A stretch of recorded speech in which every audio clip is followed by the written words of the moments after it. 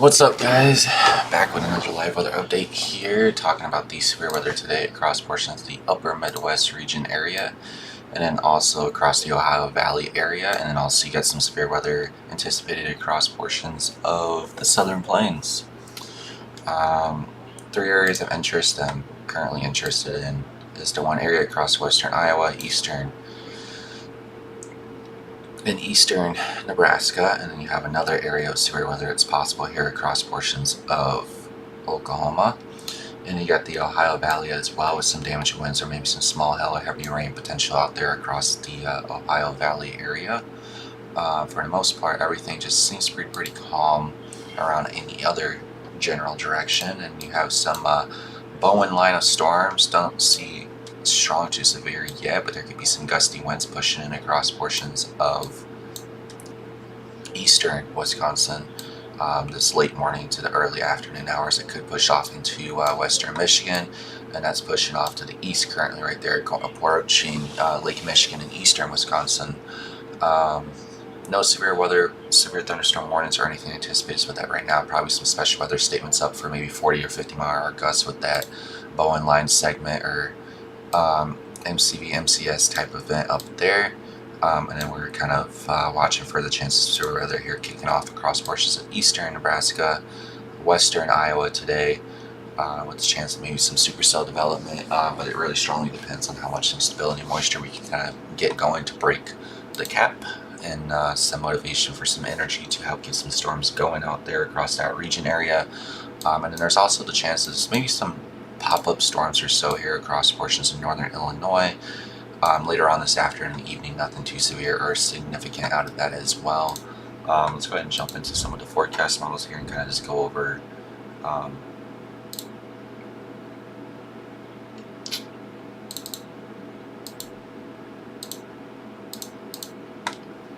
what we're seeing here.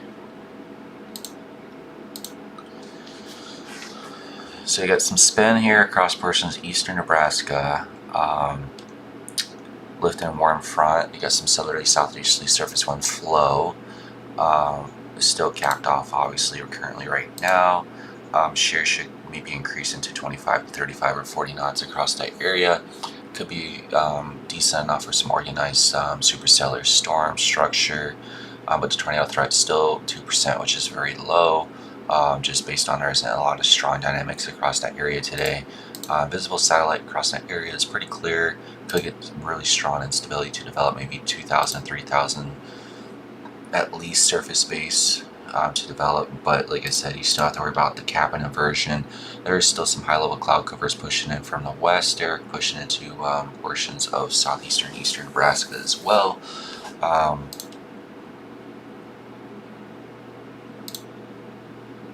There's a better picture of it. You get some low level moisture there starting to stream up as well across portions of northern Missouri and southern Iowa. The front is probably still triggering a little bit more to the north. You get like that Bowen line segment, some thunderstorm development across portions of central and eastern Wisconsin currently right now, with the dragon outflow boundary pushing off to the south. That could trigger new storms across northern Illinois later on this afternoon and evening, but no promises with that.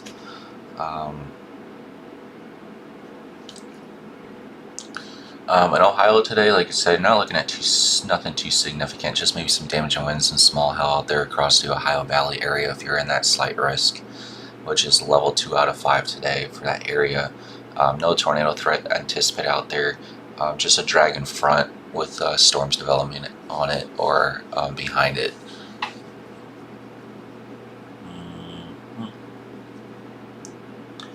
But still early in the morning, so there isn't a lot of stuff to look at on current analysis data.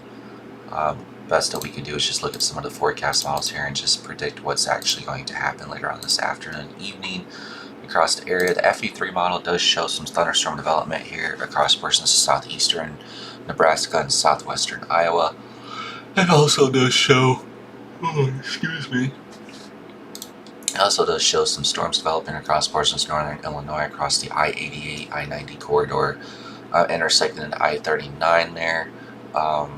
Looks to be maybe Rochelle up to Rockford, near DeKalb area later on this afternoon, even if there's some pop-up storms to develop across northern Illinois for the most part across that area. RFS model isn't really picking up on that idea as L at all. What it's really picking up on, honestly, the RFS model is just currently out to lunch right now. This is a really bad run. It doesn't even show currently what's actually really happening with what's happening across Wisconsin. Neither does the HER model, so the HER model and the RFS model are really out to lunch right now.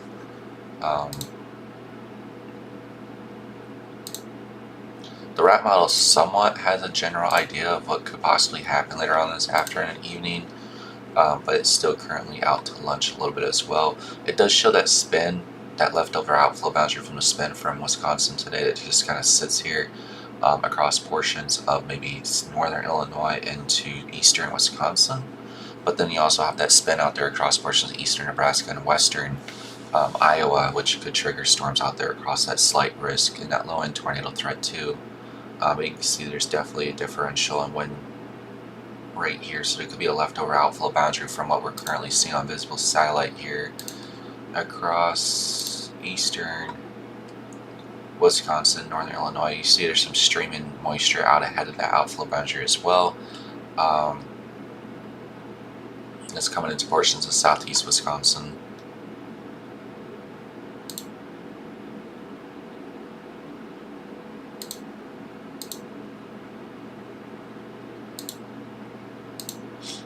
And I kind of jumping into some of the tropics here across portions of the East Coast and Florida.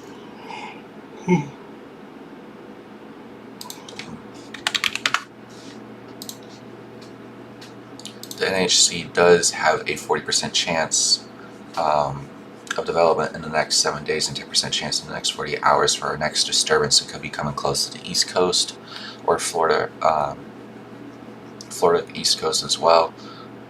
Currently watching on some of the forecast models and also some of the AI models as well. It does show the development of stuff maybe possibly going to the East Coast sometime early next week and development at the end of this week.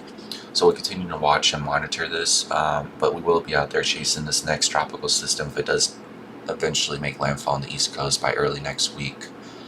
Those are the chances we're going to see some increase in tropical development. Probably later, this very late into the season, we could see a comeback and more tropical disturbances, which last year we did have a very late season as well, going into like even as early as November. We still had tropical systems. So we'll continue to monitor that and watch to see what happens. This is the latest on the GFS model that's picking up on.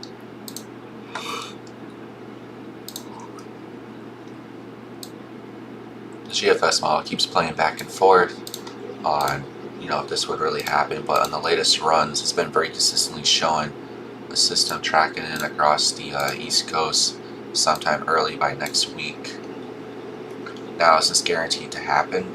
Probably not, but the AI models and some of the other forecast models as well is starting to pick up on the possibility of that system that does develop out of the Atlantic and it kind of drags along the East Coast, but there's a high pressure system off to its east. I've been noticing on some of the forecast runs as well that could keep that system further west or even just tempting to slide along the East Coast, maybe into the Carolinas. So we'll see what happens going into the end of this week, how the system does develop, and we'll kind of just go from there to see if we're actually targeting and going down there for this. But the last time I did chase a system in the Carolinas, that was when Debbie was in Florida, and we took off from Debbie and then went off all the way along the East Coast into the Carolinas. No, actually, no, that wasn't Debbie. Well, it was Debbie. We did chase a system like that, but there was another, I forgot the name. It was a tropical, high-end tropical system, low-end one, but it caused a lot of storm surge across those areas. And I know the area I did chase in for that system, I just totally forgot the name of it because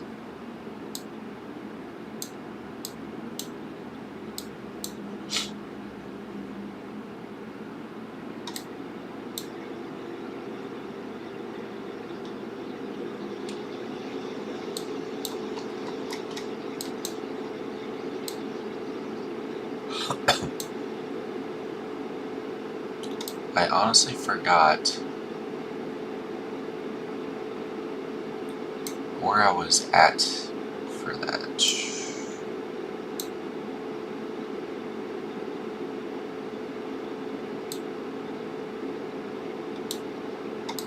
No, I believe I was in North Carolina.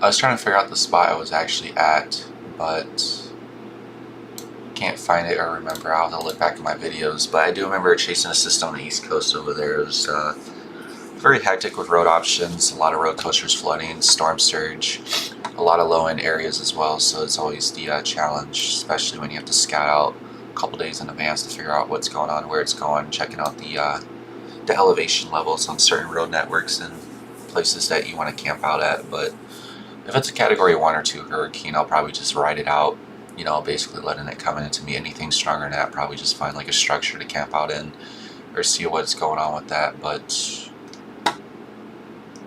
other than that, that's really what's going on with the tropics and what's currently going on with severe weather today across the upper Midwest region. Other than that, everyone have a great day and stay tuned.